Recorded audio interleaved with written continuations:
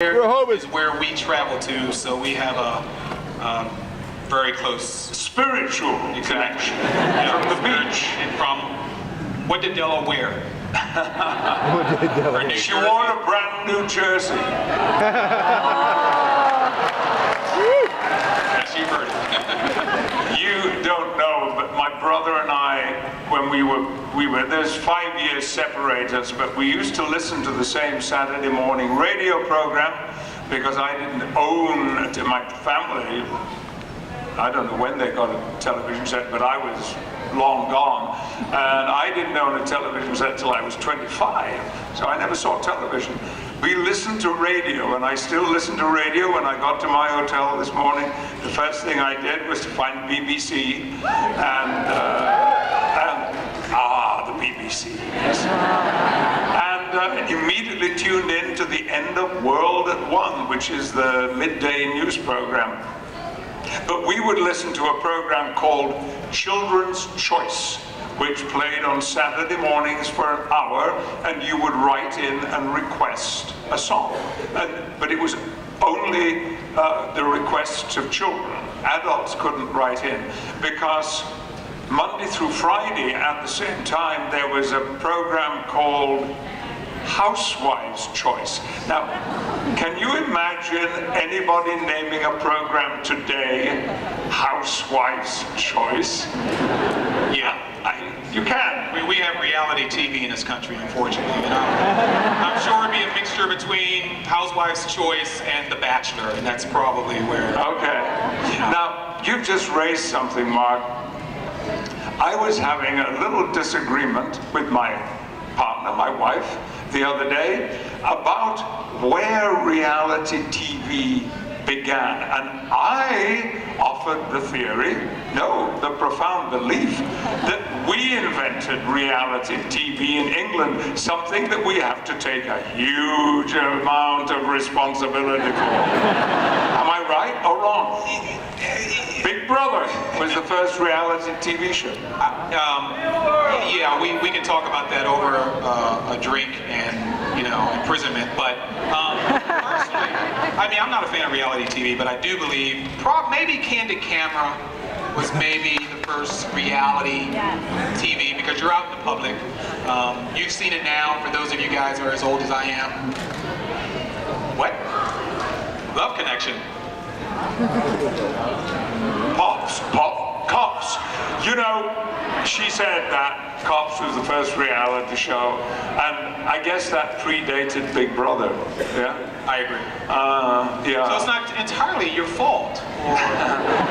No, we just started the slide downhill. Yeah, I would have to agree with me in that. Personally, Yeah. I will be buying the drinks later. Yes, no more reality TV from your country, please. By the way, I know you don't like me to call you this. I don't know if anyone else, you maybe just don't like me calling you this, but I had addressed you, and I think I've known Patrick for probably about 25 years or so. Sir, you have been knighted by the Queen, and you are entitled to, in fact, receive that salutation in terms of Sir Patrick Stewart. How do you personally feel about someone coming up to you saying, Sir Patrick? Oh, well, because this honor is still relatively new to me, some of the times I go, who are they talking to? I don't know. Who is this person? I like it. If I might mention one thing, now that is unnecessary. Arise. He's not going to. I was sleeping, sorry. There is some confusion as to how this title works when you pronounce it. And I think a lot of it is brought about by the fact that I have two forenames, Patrick and Stewart. So most of the time, I would say, particularly here in the United States, I get called Sir Stewart. No. I know it's weird, because I am Mr. Stewart, or was, But the actual title, you use my first name. It's Sir Patrick. Just like the knights of old, knights of old, Sir Galahad, Sir Lancelot, Sir Patrick. Exactly. Just like the knights of old. Sir Galahad, Sir Lancelot.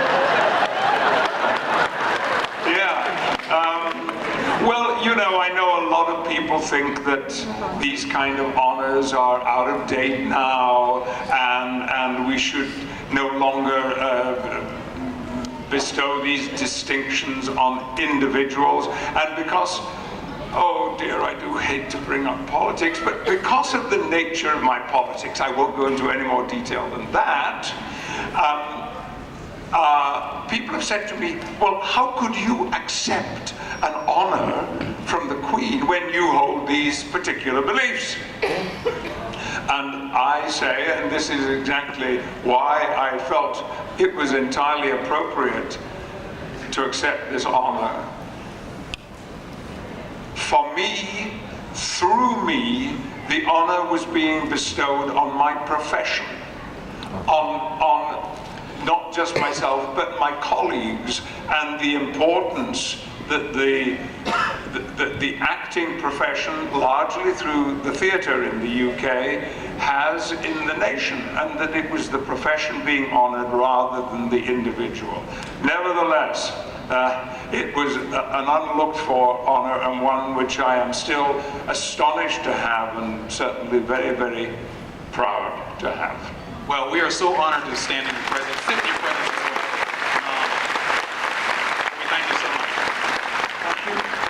much. Before we get into, if there are any, oh, okay, I see one microphone holder there. Is there one on this side, or they're all going to be on this side? All right, just so you know, where I'm pointing right here, this gentleman with the microphone up in the air, that's where you're going to be lining up if you have any questions you'd like to ask Sir Patrick. Just bear in mind that he is doing another panel on the track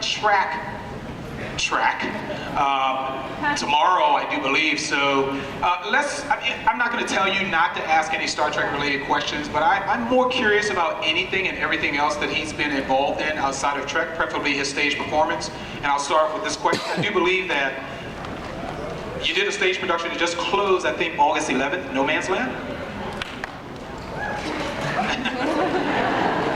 Yes, almost correct.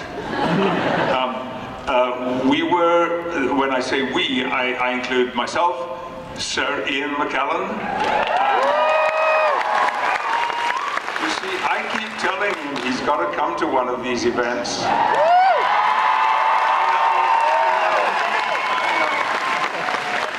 I have known him for a good long while, and I have brought up this subject numerous times.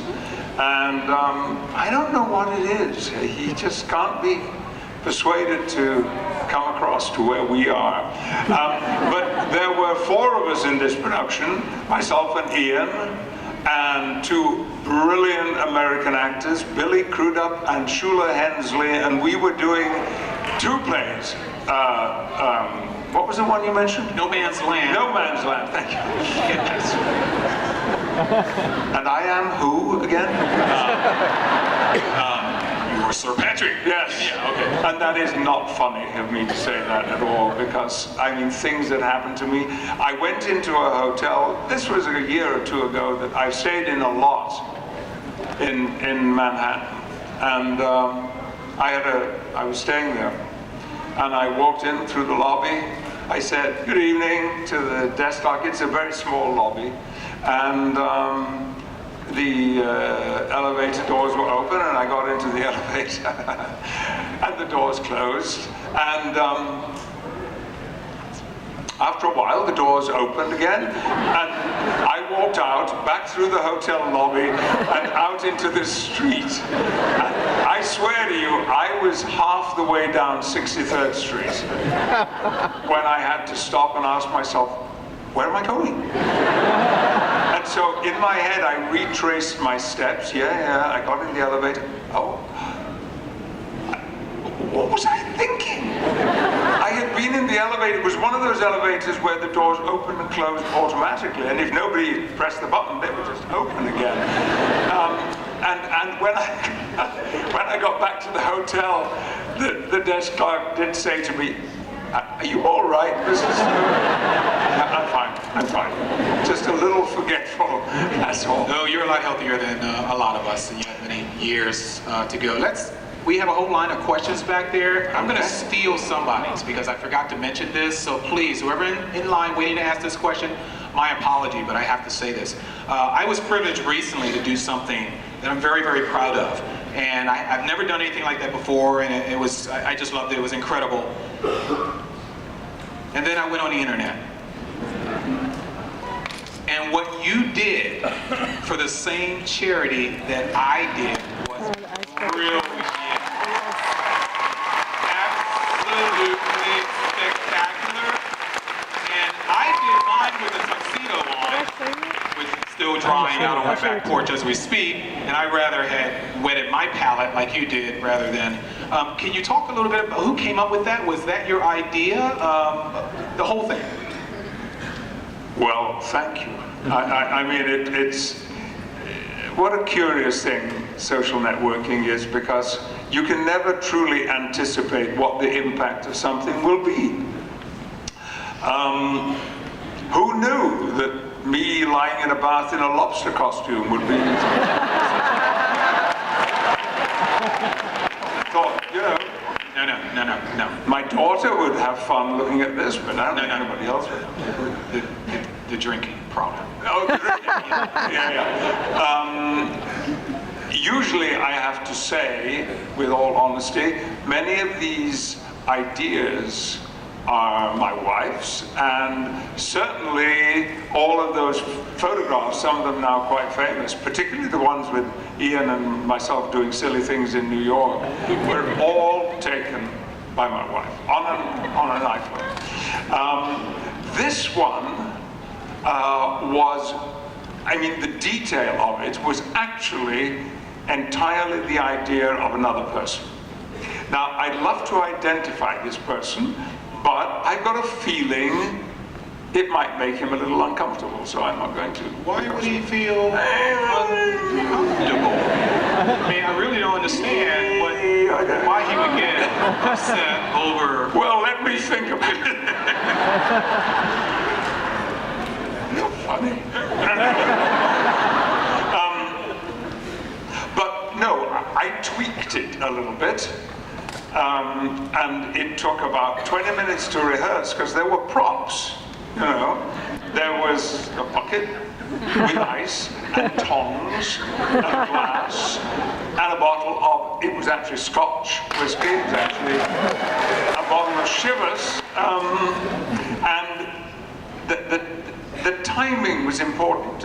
I still believe that I should have held on to the ice bucket 2 seconds longer, thinking, shall I do it or not? I think that was a little bit hurried, but that's the tiresome actor in me that always could fix something when it's too late and you can't fix it anymore. But thank you. Well, it is an amazing thing what has happened.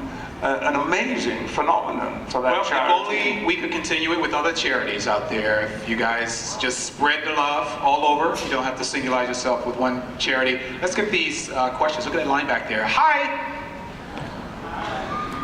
Wait, your microphone is not on. Scream. No, can you project?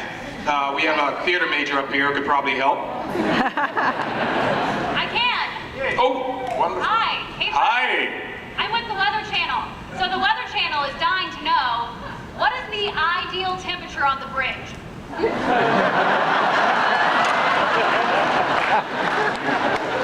Did she say water power? The Weather Channel. I'm sorry, it's my ear. It's got nothing to do with the way you speak.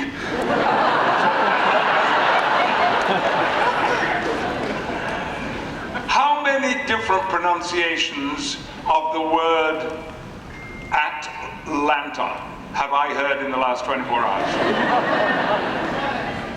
Have you heard hot?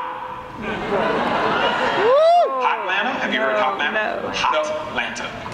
They Hotlanta. No, I've never had. hot as in cool, No. as in, No. hit Hotlanta. On the train, what I kept hearing over the intercom all the time was something that would have been spelled AHDLAANA.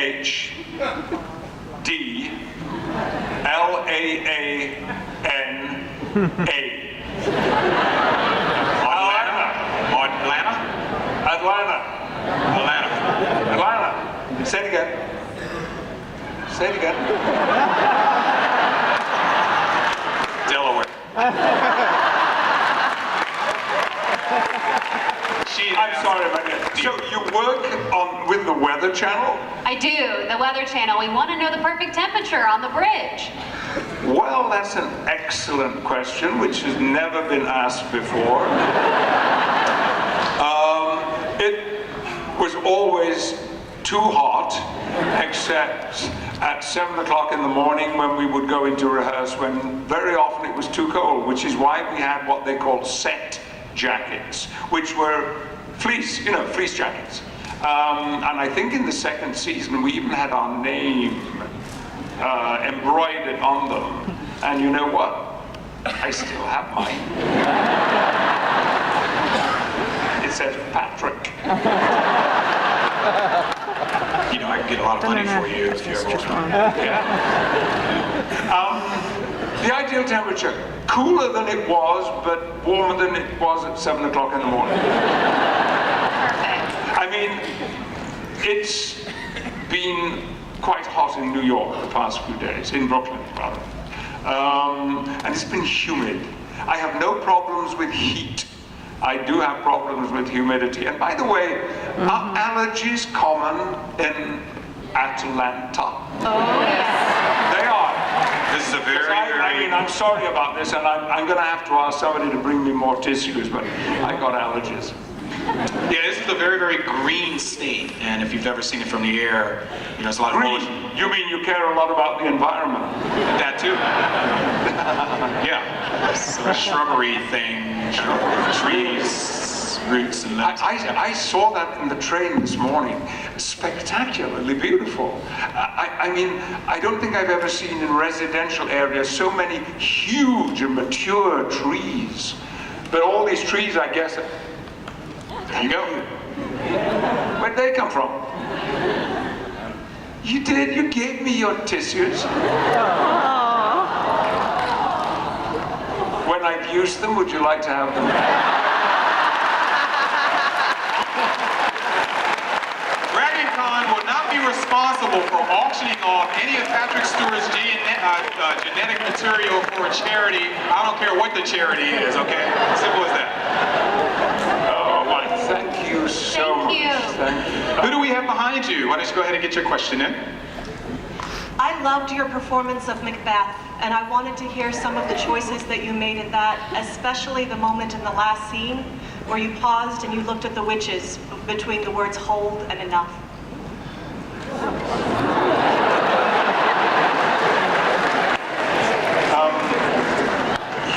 You just gave me goosebumps.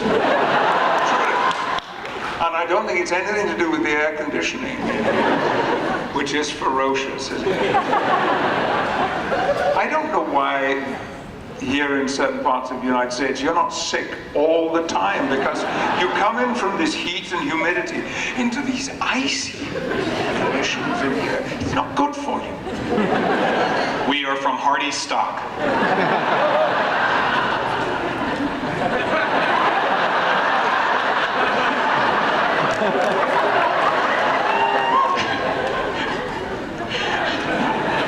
Forgot our question. Yeah, thank you very much. It means a great deal to me that you should mention that particular production. I take it you saw the film version, or did you see it on stage? I saw the film version. I had to leave right before the stage production. Very upset about that. The film, although very different from what happened on stage, obviously it wasn't a film of the stage production so much as a movie. And I loved that role. I played it for a year. It almost actually drove me crazy, frankly.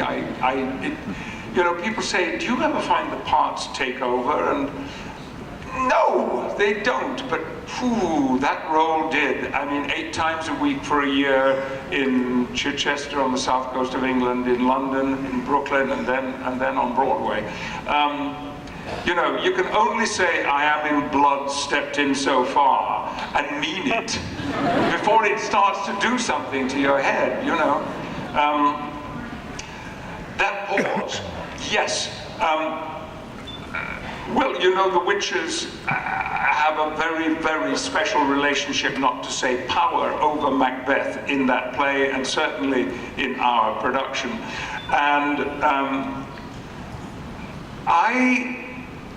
I had heard of another actor who had played the role, who had used the word enough as with his last breath. And I thought that was fantastic, because the actual speech, if I recall, is, oh, do you mind if I quote Macbeth?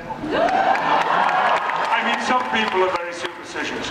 Macbeth says to Macduff, lay on Macduff, that is, let's fight, lay on Macduff, and damned be he that first cries, hold enough. So I like this idea of enough being the last word. So, as I recall, Michael Feast and myself, we did the fight. It wasn't much of a fight. Neither of us, as it turned out, liked doing sword fights. So we kind of kept it down to like, that was it. We were really, really happy about that, because one of the problems with that play, as it is with Hamlet, people get hurt. And why? Because dear William Shakespeare wrote a duel at the end of a 3.5-hour play. When, you know, it's not the best time to have to watch out for your eyes and your teeth and your face. So we cut it very short. I said to him, lay on Macduff, and damned be he that first cries, hold. And then, as if there were a period or full stop there. And then we had the fight. And then I saw the witches arrive and knew that the game was up. And said, it's all over. Oh, that's it. Except the word was enough. Thank you very much for the question. I enjoyed that. In the past, involved yourself with a lot of physical acting roles, whereas I just sit on the couch and watch you do it. Starting off with, was Dune before Excalibur or Excalibur before Dune? Oh, Excalibur was long before Dune. Excalibur was, isn't that right? Excalibur was. I'll tell you when Excalibur was. Excalibur was 1980. I have good reason to remember that year. And Dune was 1985. 85. Wow, right? Who in this audience have not seen Excalibur? That's pretty good, isn't it? I mean, well, I know what they're doing on Tuesday night. You have got to see Excalibur, and you will recognize Sir Patrick without a doubt. I mean, he hasn't aged. He still looks the same. You still have that suit of armor at home? Yeah, you still have. You're funny. And of course, Dune. Everyone remember his role. My point in all of that is all of the physical acting that you've done in the future. Can you, in your list of accomplishments, name something that gave you the most enjoyment, not the most pain, but the most enjoyment in performing that physicality? Something that was physical. Yes. You know how you trained, what's his name in Dune? That was really physical as an instructor. Yes. But anything else in your career that you enjoy, just the dirt and sweat? Well, there have been stage fights that I have enjoyed. In the play Coriolanus, the character that I played had two. It's your favorite play? You're the only person in the world. And I mean that in the nicest possible way. there was one sword fight which came only about 10 minutes into the play, which is when you should have a sword fight, Bill. And that sword fight had 123 strokes in it. I know because we counted them. 1, 2, 3, 4. You know, and that was exciting to do because audiences told me that it looked real and dangerous, and indeed it was, because we were fighting with Roman-style swords. But if I can just bring us up to date a little more, I did 3 days' work on a movie about 2 months ago. Interrupted my vacation. I know. Life is hard, isn't it? You have to go and shoot 3 days on a movie when you're in the middle of your vacation. But this, I had to go to Sofia, Bulgaria. I'd never been to Bulgaria before, or to Sofia, and of course, so that was part of the attraction of this. But this movie, which is called Stuck, is a very fascinating movie, and I hope it'll be in the cinemas probably early next year. And in this movie, I'm not going to tell the whole story of the movie because it's very unusual and very unique, but I played a character who was stuck in an elevator on the outside of a high-rise construction. You know those cages that go up and down? Well, I was playing a particularly obnoxious and unspeakable man. We'd seen him yelling at people on the top of the building, get into the cage, press the button, and halfway, it stopped. And this is Christmas Eve. And I spent the whole night in this elevator. And the next morning, at one point, the elevator lurched, and I fell against the door on one side of the wall, which gave way, and of course fell, I don't know, 40 floors down into the street of Manhattan. Yes, you will ask, why were you filming in Sofia, Bulgaria, if the film was set in Manhattan? But that's movies. And I had to roll out and then grab hold of the edge of the lift, like this. Well, clearly I did part of that, but not all of it. But then what I did have to do when they moved the camera was to hold on to the edge, the floor of this cage, and pull myself back up. And I did several times, and I'm proud of that.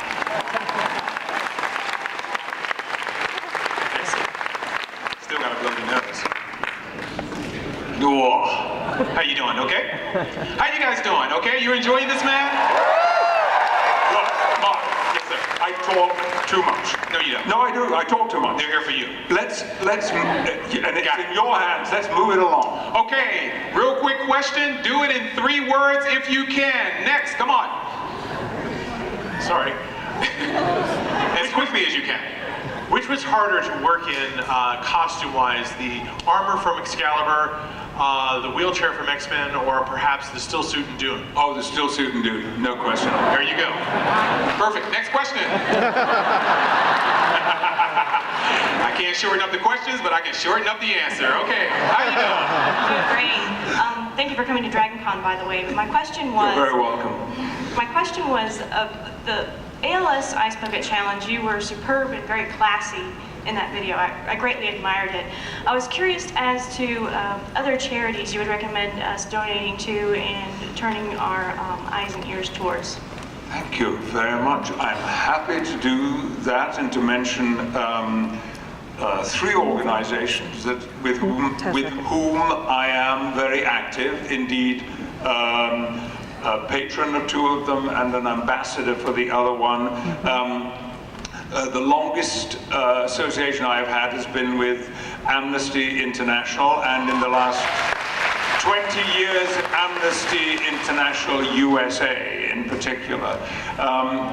Then there is a very, very important charity to me personally. Amnesty, of course, is a worldwide organization.